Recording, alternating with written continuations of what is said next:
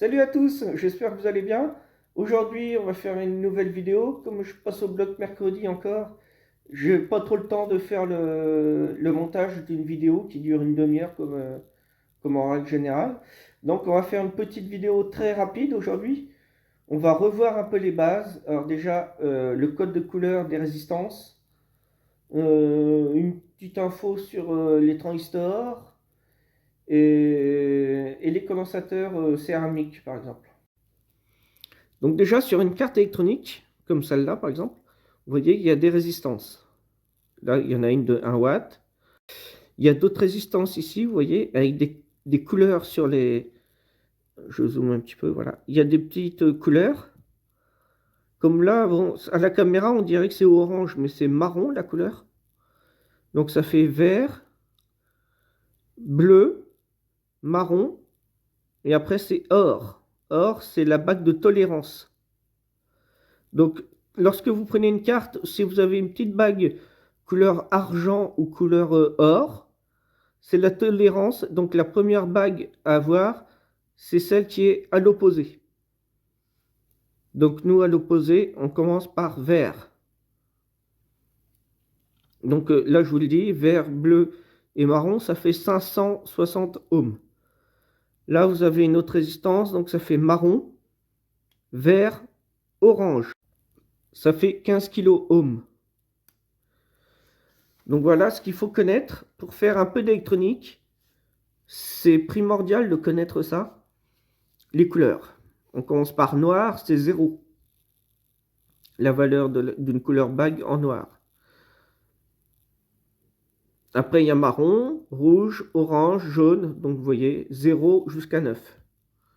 Et blanc. Donc en fait, comment que ça marche? Alors par exemple, la première, on va dire celle-là, marron. Pour la première bague, vert. Et ensuite, orange pour la troisième bague. Donc marron, il faut savoir, c'est le 1. Donc marron, je mets un petit 1. Ensuite, la deuxième bague, c'est comme la première. Donc vert, c'est 5. Donc 15. Ensuite, la troisième bague, c'est orange. Orange, on voit que c'est 3. Alors comme c'est la troisième bague, la couleur veut dire le nombre de zéros qu'on a derrière les deux premiers chiffres. Donc si j'ai 3 zéros, je mets 3 zéros. Ça nous fait donc 15 000 ohms. 15 000 ohms.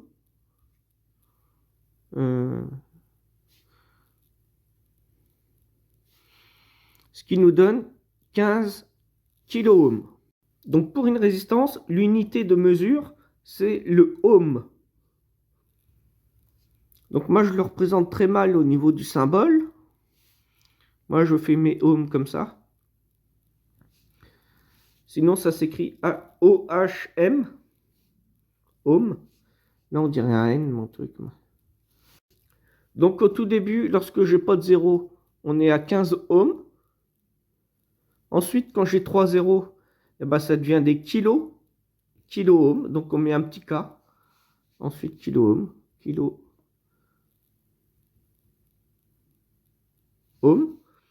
Et après, quand on rajoute encore 3 zéros, c'est des méga-ohms. Donc on met un grand M et ensuite ohm. Méga-ohm. Donc là, on va voir si vous avez bien compris. J'ai une résistance, par exemple, je lis marron, noir et marron.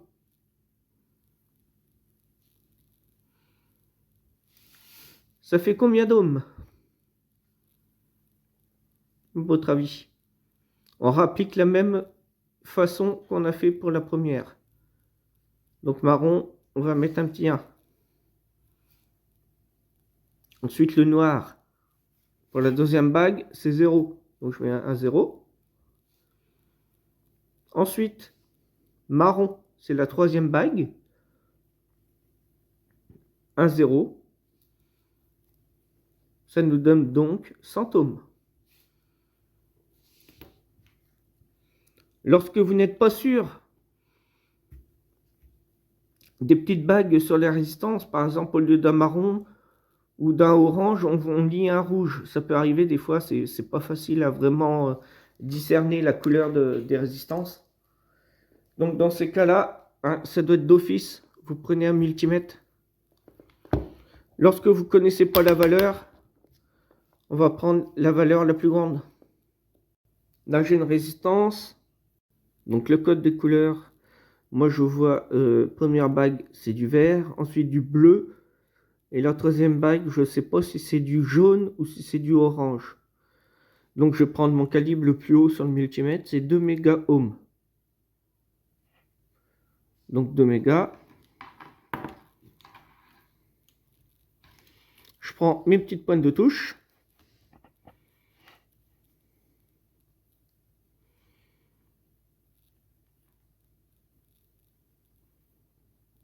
Et je lis 560. 0,560, c'est parce que je suis en méga-ohms. En fait, ça veut dire 560 kilo-ohms. C'est une bague jaune. Là, j'ai une autre résistance sur ma carte ici. Hop. Je vais prendre cette résistance-là. Je vois bien que c'est du marron, mais après, j'arrive pas trop à lire. Non, c'est même pas du marron, c'est du rouge. Je vois qu'il y a du rouge. Après, je sais pas. Bon, bah là, vous voyez, ça me fait 0. Avec le calibre le plus haut, ça fait ça. Donc, comme ça me donne 0, je vais descendre. Je vais choisir le calibre 200 kg, par exemple. 0,3. Bon, c'est toujours pas assez précis. Alors, moi, je vais descendre de 2 calibres d'un coup, parce que je connais la valeur. Je remesure à nouveau. Et ça nous donne 233, 232. Bon, ça fait 220 ohms, la valeur normalisée. 220 ohms. Donc, grâce à ce petit multimètre, je connais la valeur des résistances. Alors, une valeur de résistance, comme j'ai fait tout de suite avec le multimètre, lorsque vous avez une carte qui est en panne, que vous voulez mesurer les résistances, faites attention que l'appareil soit débranché de la prise de secteur 220 volts. Et pensez à bien décharger les condensateurs. Parce que si vous avez un condensateur qui reste chargé, lorsque vous allez faire la mesure en ohms, vous risquez de cramer votre multimètre et après de ne plus avoir de valeur cohérente. Sur le forum, régulièrement, j'ai des personnes qui viennent, qui nous font des mesures. Les mesures sont incohérentes. Et en fait, c'est parce qu'ils ne savent pas, mais leur multimètre est flingué. Ils ne donnent plus les bonnes mesures. Ça arrive assez régulièrement. Donc ça, c'est pour les résistances. Maintenant, vous savez le faire. La petite bague or que vous avez, la quatrième petite bague, c'est pour dire que c'est une résistance avec une tolérance de 5%. Donc c'est pour ça qu'au lieu de 220, ça nous affichait 233. Il y a une petite tolérance au niveau de la valeur de la résistance. Ensuite, pour les condensateurs, vous voyez, là, il y a un petit céramique. C'est écrit 223. Il y a un petit Z derrière. Le Z, on s'en fout. C'est le même code de couleur que les résistances. Donc ça fait 2, 2. Et ensuite le 3, bah, c'est pour 3 zéros. Donc ça fait 22 nanofarad. Pour les condensateurs, l'unité de mesure, c'est le farad. Donc on va avoir picofarad. Ensuite, quand vous allez avoir 3 zéros, ça va devenir le nanofarad. Et lorsque vous allez avoir encore 3 zéros, ça devient le microfarad. Un petit U comme ça et le F. Donc ça, c'est pour les condensateurs. Lorsque vous avez une carte qui est en panne et vous avez un petit condensateur. Là, par exemple, ici, c'est un 47 microfarads. On imagine que celui qui est en place, c'est un 35 volts. Donc, si vous n'en avez pas en stock, mais que par contre, vous avez un 47 microfarads en 50 volts, 100 volts, même 200 volts, c'est pas grave, vous pouvez le mettre à la place. On pourra toujours mettre un condensateur avec une valeur en tension supérieure, mais jamais mettre une tension inférieure. Si c'est 25 volts ici aux bandes du condensateur, il ne faut pas mettre un condensateur de 16 volts. Sinon, le condensateur, il va éclater. Là, pour l'instant, c'est ma voix qui a éclaté parce que je m'entends parler. Donc, oui, faites très attention à ça. Vous avez sur les condensateurs chimiques, vous voyez ça, ceux-là, ce sont des chimiques. Vous avez un petit moins dessus. Là, on le voit bien, le moins. Ça représente que c'est le moins du condensateur. Donc, lorsque vous changez un condensateur, faites attention, repérez bien où est le moins. Sur certaines cartes, on peut avoir, comme ici, vous voyez, il y a des hachurés. J'essaie de zoomer un petit. Voilà, on voit des hachurés, c'est le moins. Mais parfois, vous pouvez avoir une petite modification faite par le constructeur et ça va être le plus. Et du coup, si vous suivez vraiment la sérigraphie qu'il y a sur les cartes, vous pouvez être amené à vous tromper. C'est assez rare, mais ça peut arriver. Donc là, on a vu condensateur et résistance. Les diodes, il y a la petite bague là, de couleur grise. Ça signifie que c'est la cathode. Et l'autre patte, c'est donc l'anode ici, où il n'y a pas de petite bague. Cathode, sur ma feuille, hop, hop, hop, hop. Je vais avancer la feuille, on voit rien. Remonter la feuille. Hop, une diode. C'est le symbole en électronique, la diode. Donc ici, vous avez la cathode, et ici, vous avez l'anode. Toujours. Pour la petite LED que vous voyez ici, en rouge, le symbole, ça va être la même diode, sauf qu'on va mettre une petite flèche qui sort. Ça indique que c'est une LED ou DEL, comme vous voulez. En anglais, c'est diode électroluminescente. Sur ce condensateur, vous voyez, c'est écrit 2A102. Donc, si vous devez le changer, le 2A, ça indique la tension. Donc, 2A, on est sur du 100 volts. Si c'est pas écrit 2A, on sera sur du 50 volts. Ensuite, 102, on fait comme on a fait avec les résistances. Petit 1, c'est marron. Donc 1. Ensuite, un 0, ça fait 10. Et ensuite, on rajoute deux petits zéros. Oh là, là c'est flou. Voilà. On rajoute deux petits zéros. Donc ça nous fera 1 nanofarad. Et la valeur du condensateur, ce sera 1 nanofarad, 100 volts. Donc ne mettez pas 50 volts à la place. Sinon, vous allez le cramer tout de suite. Et peut-être même cramer d'autres composants en même temps. Ensuite, vous voyez, là, j'ai des transistors. Alors, est-ce qu'on arrive à voir? Ouais. C'est écrit D1762 et en dessous F222. Bon, alors ça, le F222, on s'en fout. Nous, ce qui nous intéresse, c'est le D1762. Ça veut dire que c'est un transistor 2SD1762. Sur certains sites de composants électroniques, si vous écrivez simplement D1762 pour faire une recherche, vous n'allez rien trouver. Il faudra écrire 2 et puis après un S et après la valeur D1762. Donc c'est valable pour les petits transistors aussi qui sont botchés comme ça. Donc là c'est écrit C945 et en dessous P102C. Donc P102C on s'en fout. Nous ce qui nous intéresse c'est le C945.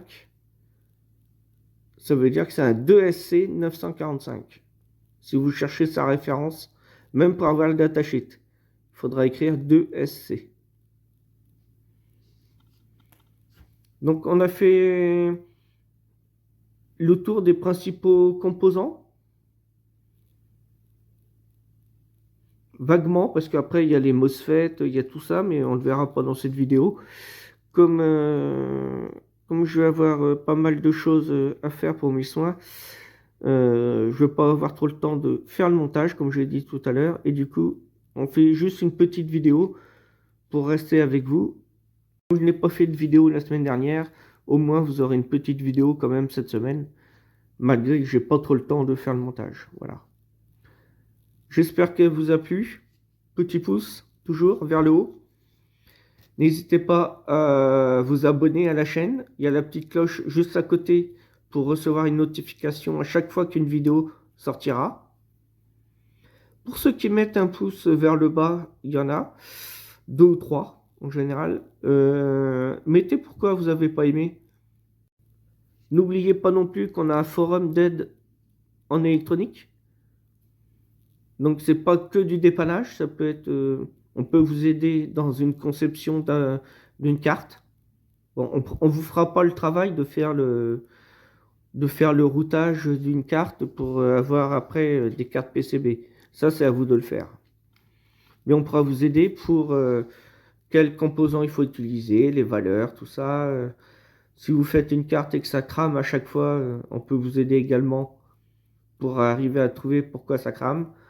Si vous avez une télé qui est en panne, un magnétoscope, un lecteur DVD, tout ce que vous voulez qui fonctionne au courant, un sèche-linge, peu importe, n'hésitez pas à venir, c'est gratuit le forum. Alors surtout, lorsque vous vous inscrivez, j'ai découvert ça, on vous demande de payer si vous ne voulez pas avoir de pub. Moi, je déconseille fortement de payer.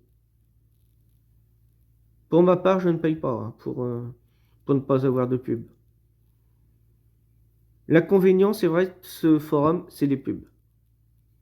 Et si on n'en veut pas, il faut payer, et ça, je déteste ça. Et sachez que les pubs qu'il y a sur le forum, ce n'est pas nous qui gagnons de l'argent. C'est XWatt. En fait, XWatt, c'est un hébergeur qui propose des forums. Donc ensuite, libre à chacun de créer un nouveau forum. Ça peut être pour parler de chiens, de chats, d'électronique, de voitures, tout ce que vous voulez. C'est des forums qui sont gratuits. Mais en contrepartie, ils mettent de la pub pour se rémunérer, eux. Donc sur le forum, on a un chat qui marche très très peu. En général, on n'est que 2 dessus, c'est Jean-Philippe et moi-même, Triac à faire. Donc ce forum, n'hésitez pas à venir, hein. On peut laisser des messages quand on se connecte et vous après vous revenez, je sais pas, 3 heures après et vous lisez si on vous a répondu. Si on vous a pas répondu, c'est qu'on n'est pas venu. Donc il faut attendre plus, forcément. Alors en parlant de Jean-Philippe, je tenais à lui dire un grand merci, puisqu'il est là tous les jours sur le forum, il répond à tous ceux qui ont un problème en électronique, donc vraiment un grand merci. Là bientôt ça va être les fêtes de Noël et ensuite de Jour de l'An, pour la nouvelle année. Donc j'espère pouvoir refaire une vidéo entre-temps, au moins une. Je ne suis pas sûr tout de suite, hein, donc c'est pour ça.